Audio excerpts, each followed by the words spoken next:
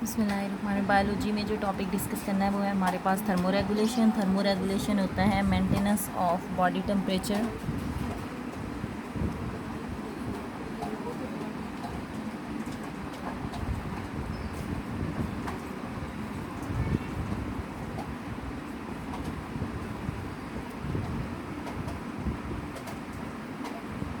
Within a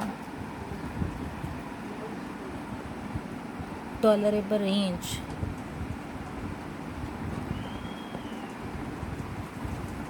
body के temperature को maintain करना होता है इंटरनल और एक्सटर्नल इन्वायरमेंट्स के लिहाज से। अब हमने देखना है थर्मोरेगुलेशन प्लांट्स में और थर्मोरेगुलेशन इन एनिमल्स में। जब हमने बात करनी है थर्मोरेगुलेशन इन प्लांट्स में हम दो तरह से करते हैं। एक तो होता है कोल्ड इन्वायरमेंट्स के लिहाज से, और फिर है हमारे पास कोल्ड इन्वायरमेंट्स में जो प्लांट्स करते हैं ख़ुद को बैलेंस। कोल्ड इन्वायरमेंट का मतलब है प्लांट्स अपने आप को कैसे मेंटेन करते हैं लो टेम्परेचर में। लो टेम्परेचर प्लांट्स में जैसे कि सर्दी का मौसम है तो प्लांट्स अपने आप को मेंटेन कैसे करते हैं। लो टेम्परेचर में जो प्लांट्स की बॉडी पे इफ़ेक्ट होते हैं या जो प्लांट्स में इफ़ेक्ट होते हैं वो ये होता है कि प्लांट्स में जो सेल मेम्ब्रेन होती है उसका जो फ्लूइड होता है उसमें क्रिस्टल्स बन जाती हैं। एक तो हमारे पास ये है कि उसकी जो क्रिस्टलाइन स्ट्रक्चर्स बन जाते हैं,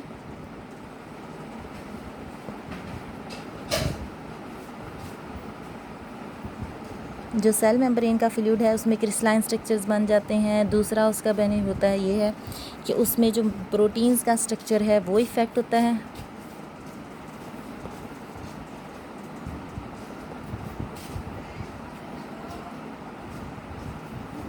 थर्ड उसमें ये होता है कि उसमें आइस क्रिस्टल्स बन जाती हैं।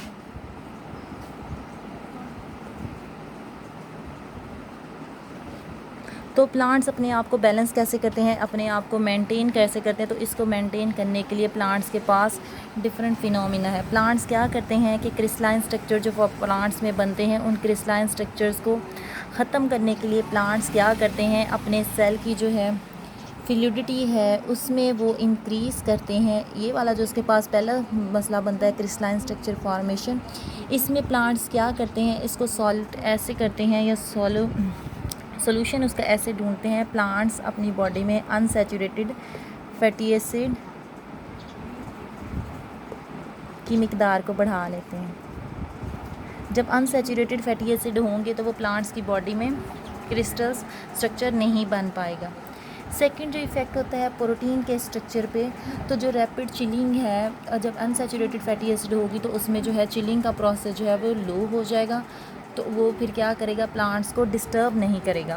थर्ड जो आइस क्रिस्टल फार्मेशन है उसका सोल्यूशन वो क्या करता है कि प्लांट्स की बॉडी में जो साइटोसोल होता है, जो सोल्यूशन है उसमें वो सॉल्यूट्स में ऐसी चेंजिंग्स लाता है कि जो साइटोसोल होगा, साइटोसोल क्या होता है, प्लांट्स के साइटोप्लाज्म के अंदर जो मटेरियल है उसमें सॉल्यूट्स और वाटर की कंसंट्रेशन को वो इस तरह से चेंजिंग करता है कि जो साइटोसोल है वो सुपर कूल हो जाता है, सुपर कूल हो जाएगा, लेकिन उसके क्रिस्टल्स नहीं बनेंगे, आइस क्रिस्टल्स नहीं बन पाती। अच्छा जी, नेक्स्ट है हमारे पास लो टेम्परेचर का हमने पढ़ा। अब हम देख लेते हैं हाई टेम्परेचर में प्लांट्स के पास क्या है।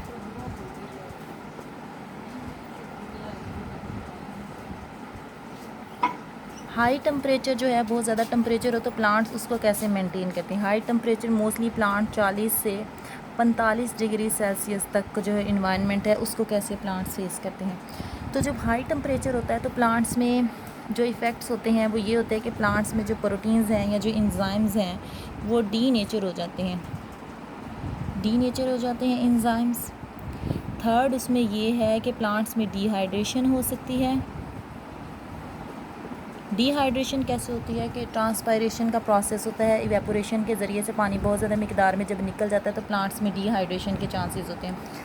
फिर उसके नतीजे में बाज़ औक़ात क्या होता है कि प्लांट्स के स्टोमेटा जो है वो क्लोज्ड हो जाते हैं। अब हाई टेम्परेचर में प्लांट्स को अगर ये प्रॉब्लम फेस करनी पड़ती है तो प्लांट्स अपने आप को उसमें अडेप्ट कैसे करते हैं। तो प्लांट्स में उसकी अडेप्टेशंस ये हैं कि अगर डीनेचरेशन हो रही है 40 से 45 डिग्री पर, तो प्लांट्स ऐसी प्रोटीन्स प्लांट्स में प्रोड्यूस होती है जिन्हें हम कहते हैं heat shocked proteins. Heat shock proteins क्या करती हैं? हीट शॉक प्रोटीन्स एंजाइम्स को डीनेचरेशन होने से बचाती हैं। सेकंड, जो प्लांट्स को प्रॉब्लम आ जाती है डिहाइड्रेशन की, तो उसका सोल्यूशन प्लांट्स ये करते हैं कि जो एवेपोरेशन बहुत ज़्यादा मिकदार में हो रही है वो स्टोमेटा को क्लोज़ करके एवेपोरेशन को जो है वो कम से कम कर देते हैं। लेकिन थोड़ी बहुत वो एवेपोरेशन करते हैं ताकि उस जो एवेपोरेशन से उससे क्या हो, एवेपोरेटिव कूलिंग प्रोड्यूस हो।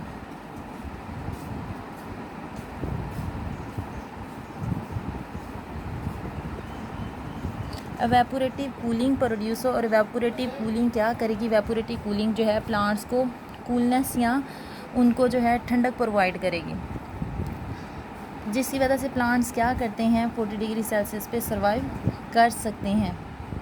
ये थी आपके पास प्लांट्स में थर्मोरेगुलेशन। हाई टेम्परेचर पे प्लांट्स में क्या इफ़ेक्ट्स हो सकते हैं और उसको हम प्लांट्स कैसे उसमें अडेप्टेशंस हैं कंट्रोल कर लेता है, और लो टेम्परेचर पे प्लांट्स में क्या अडेप्टेशंस हैं और क्या इफ़ेक्ट्स हैं, प्लांट उसे कैसे टॉलरेट करता है।